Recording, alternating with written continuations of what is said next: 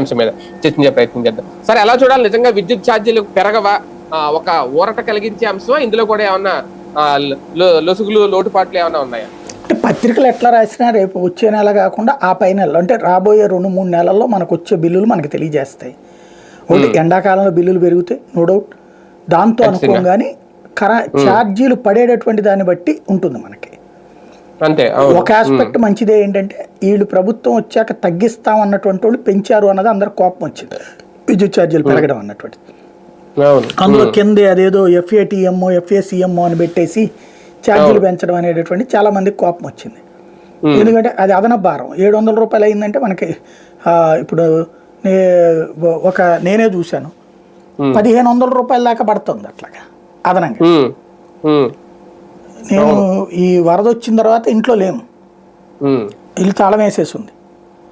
1200 నుంచి 1500 విలువ పడుతుంది.